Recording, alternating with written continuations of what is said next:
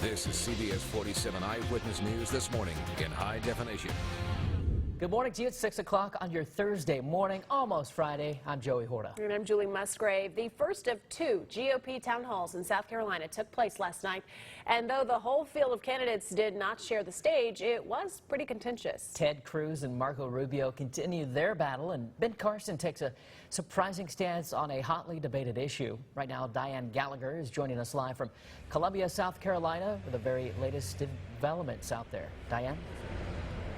It seems you can't go anywhere in South Carolina right now without running into a political sign, turning on the TV and being bombarded by campaign ads. But last night was so different.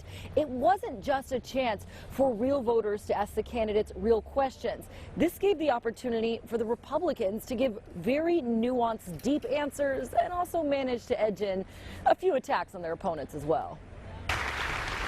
Wednesday's Republican town hall underscored the intensity of the race heading into South Carolina's primary. Dr. Ben Carson, Senator Ted Cruz, and Senator Marco Rubio all taking the stage the first night. And Rubio came out swinging, doubling down on previous statements that Cruz is a liar. Well, I've said he's been lying because if you say something that isn't true and you say it over and over again and you know that it's not true, there's no other word for it. But Cruz was quick to hit back.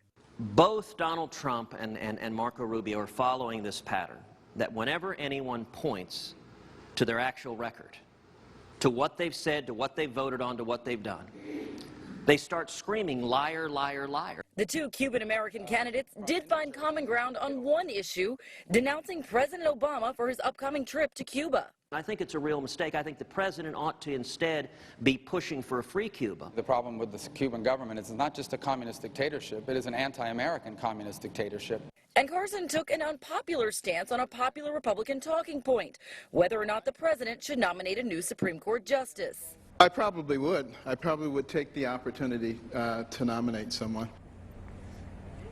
South Carolina voters get a chance to talk to the other three Republican candidates tonight. Governor John Kasich, former Governor Jeb Bush, and businessman Donald Trump will all be appearing here at the University of South Carolina School of Law tonight. Now reporting live in Columbia, I'm Diane Gallagher.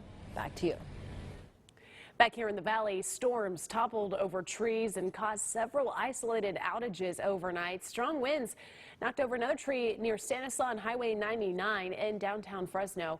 This one fell onto a garage, knocked out power to about 20 homes. Caltrans and PG&E were both on scene for several hours, all working to assess the damage. Quite a mess out there, though. Yeah, active situation, and we've still got some wet weather out there going on this morning, right? Yeah, it's nice. Be prepared for those rain slick roadways, because that's what we're going to see all around the valley, and not just the Central Valley, but stretching all the way up to Northern California. It's the first time we've been able to say that in about a couple of weeks out there, as we have seen a trend of above normal temperatures. Mountain snow, of course, coming down fairly nicely there. In fact, a number of snow reports coming in through the overnight hours there. And how about your rain? Well, we picked up 0.19 of an inch of rain in Fresno, so we were heading toward that 1/4 of an inch mark here. That's just happening for today. That's not your total storm, of course. Merced now bumping up to over 1/10 of an inch since midnight, and we see Visalia also heading that direction as we are continuing to get showers moving through parts of the valley on this morning. As we zoom in a little closer to home, you can see from Modesto stretching down just north of Bakersfield, the rain still fairly steady for us. Fresno getting a little bit of a break, but in the Merced Atwater area there through Livingston and now moving over Planada, we're starting to pick up some moderate showers happening there along the 140 and the 99. So keep that in mind if you're going to be traveling through that area this morning. Beyond that, we'll watch snow coming down in the mountains. A winter storm warning stays in place through 4 p.m. We will talk much more about the storm coming up in just a few. All right, Anthony, thanks. And today an investigation continues after a fatal accident shuts down part of Golden State Boulevard. According to Fresno police, it happened just after 6 o'clock last night between West and McKinley Avenue in West Central Fresno. Investigators said the man was crossing the street. He made it to the median and decided to walk back before being hit by a car. The victim was treated at the scene but did not survive. For unknown reasons, the pedestrian decided to cross back going westbound, and when he did so, he entered the roadway and was struck by a vehicle that was traveling southbound. The driver who hit the man is cooperating with police. Investigators say the indication here is that the driver is not at fault. This morning, an all-out manhunt is underway after a 13-year-old girl from Clovis was kidnapped. It happened Tuesday near Shepherd and Academy in Clovis. The girl was later found in Toll House, savagely beaten and left tied to a tree. The girl says she was walking home from school when 4 young men wearing masks grabbed her and threw her in a car. They let her out 20 miles away, then punched and kicked her. An eyewitness who did not want to be identified describes finding that girl. We walked up and she was all bloodied up and said she got kidnapped. The young girl was taken to a local hospital where she's being treated for her injuries. The suspects are described as being 4 men, possibly Hispanic. Police say they were in a late 90s silver BMW with tinted windows and a broken taillight. Anyone with any information is asked to call Crime Stoppers at 498-STOP. More today about a suspicious device left in the front yard of a Madera Rancho's home. A stretch of Avenue 12 is now back open after being shut down several hours Wednesday. The Fresno County Bomb Squad was called in to investigate.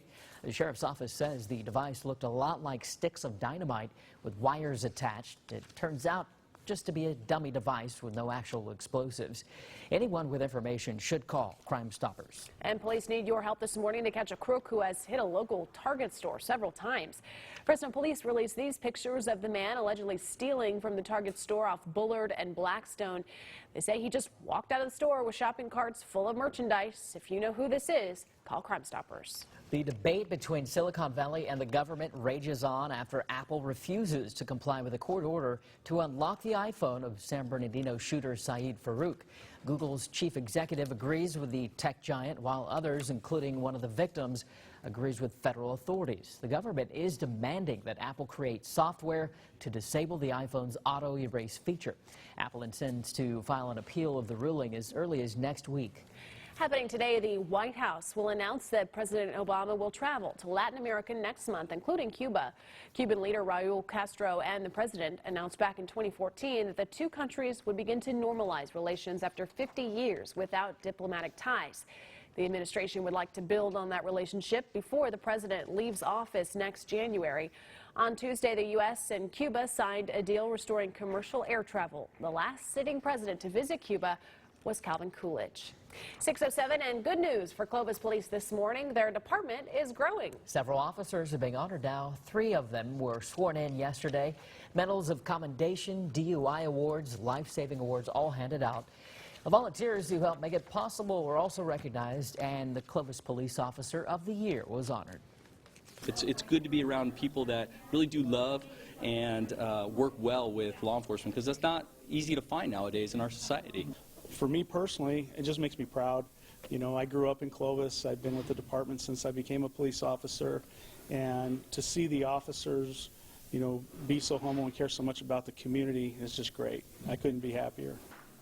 And we want to say thanks to all the police officers watching this morning who do their job every day. It is 6:08 now. Still to come on Eyewitness News this morning.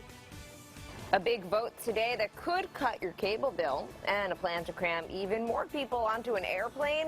I'm Jill Wagner, the New York Stock Exchange. All those stories and more coming up in your CBS Money Watch report. Weather-wise, we're tracking showers and snow moving through parts of California. We'll have the full forecast coming up.